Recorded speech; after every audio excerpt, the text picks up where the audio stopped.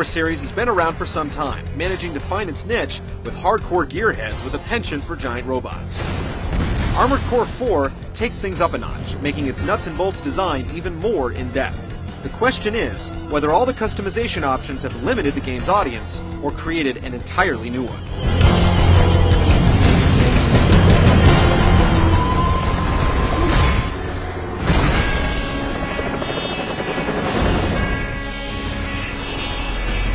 The game takes place in the distant future, which, as every gamer knows, is post-apocalyptic. Mega-corporations vie for control of the populace, while mercenary mech pilots known as Ravens carry out their agendas by force.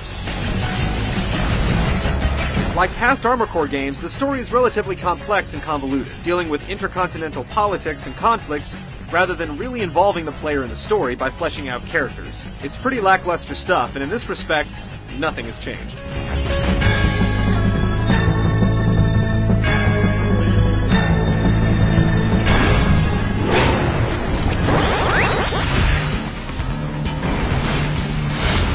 The cornerstone of the Armored Core series has always been its highly customizable mechs, or ACs, which can be tinkered with in a multitude of ways. From choosing different arms, legs, torsos, and heads, to different boosters, generators, defensive parts, and of course weapons, the game offers players literally thousands of options to choose from before hitting the battlefield. The process of fine-tuning a mech can be compared to tuning up a futuristic car. It's a lot of hard work, but it can be very rewarding. Basically, you try to balance weight and energy with speed and firepower.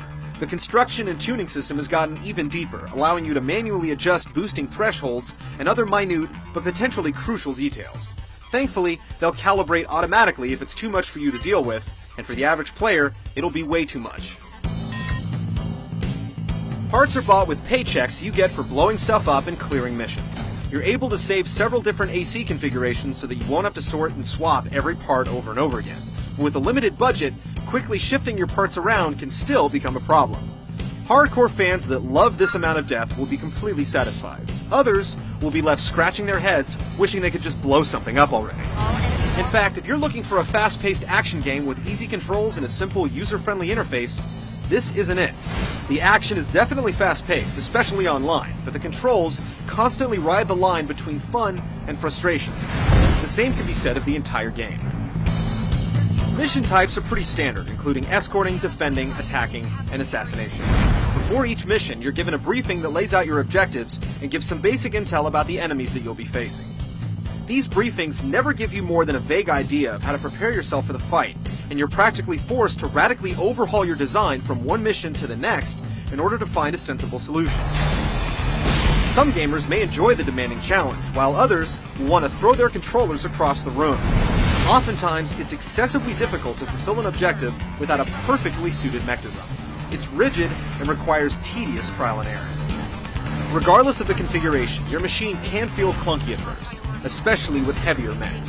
But the series has at least moved toward a solid analog control scheme that isn't completely baffling.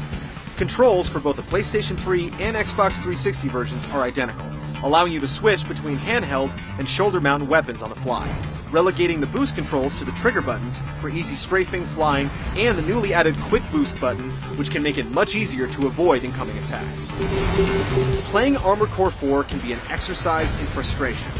Yet the feeling of accomplishment you get when you finally get things right can be a nice payoff.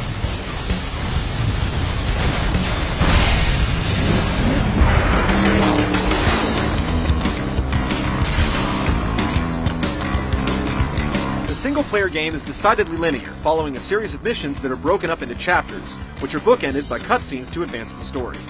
Previous games allow you to make choices about which corporation or colony to fight for, but this time around, it's just one mission after the next. Some missions are optional, but if you want to build the fastest or strongest mech that money can buy, you'll want to complete them all. This formula has always been a constant in the Armored Core games, so it's a bit of a letdown to see that it's been simplified here. Traditionally, Armored Core games include an arena option to distract you from the story mode, where you can fight your way against AI opponents to the top of the heap. This time, it's all being done online the way it was always meant to be played, making it much more fun and engaging since you're fighting against real human opponents rather than AI-controlled bots. players can get into several different modes with up to 7 other players via the PlayStation Network, Xbox Live, System Link, and Split Screen. The modes include 1-on-1 matches, 2-on-2, and 4-on-4 team matches, or 4 and 8 player battle royales.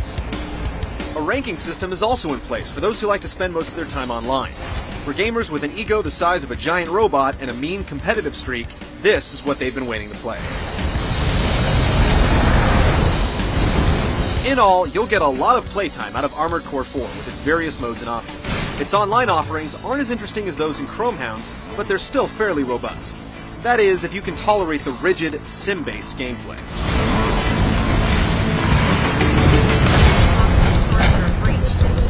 Past the faster, more boost-friendly gameplay, a lot has stayed the same in Armored Core 4. The learning curve is steep, the controls take effort to master, and the single-player game is ultimately there to prepare you for the head-to-head matches. It's a very specific game experience that rewards trial and error and fails to appeal to a broad audience in the process.